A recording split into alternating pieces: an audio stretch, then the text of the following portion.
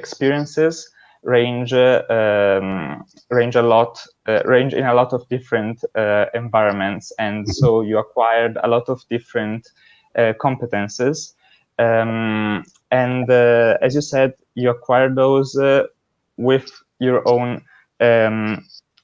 improvement. But I wanted to ask you, was that something you decided from the beginning? So you said, all right, I'm gonna make it so that I become like a jack of all trades, being able of acquiring a lot of new competences to create new value? Or was it something that was more like the consequence of staying so long in this one company?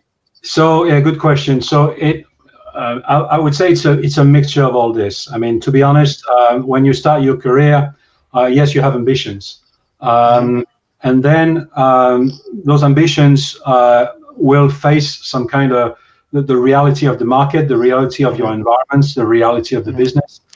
And then at the beginning, I thought that I wanted to focus mostly on research, R&D, and I wanted to go there. But I became very interested in various fields. So I spent a lot of my time learning outside my core competencies. And that was and very often I was in a position where I had to recycle that knowledge and train other people as well.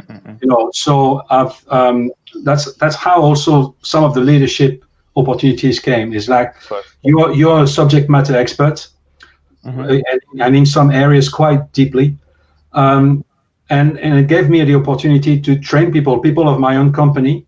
But I was also given the opportunity to go outside my company and become involved in technology standards developments. And I spent a lot of time there in terms of leadership, showing the way, trying to demonstrate, because of what we've achieved, where the market could go, where the technology could go. And that was not something I expected to do when I started my career. As I mentioned, I was more focused on typical R&D. But I saw the opportunity to embrace a bigger world in a way. And I know it's not for everyone, because in a way it's always been a role that had half private, half public. When I say half private, very often involved with the teams, with the company on specific projects, on secret projects, on things like that. But there was, I would say, the visible part of the iceberg was to go out there and work with the rest of the industry, with different marketplaces, on how to make things moving forward.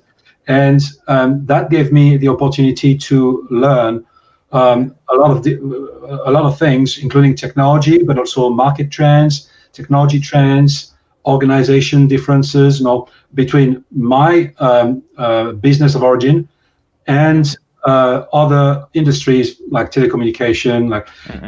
Sometimes it was driven by my company's business. Sometimes it was my willingness to move in a specific direction.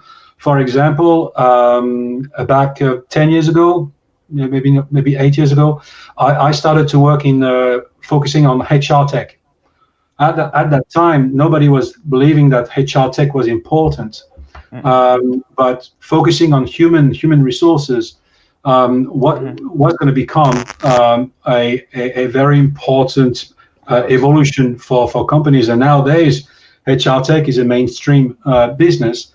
But back 8 years ago, HR was stuck into absence management and payroll.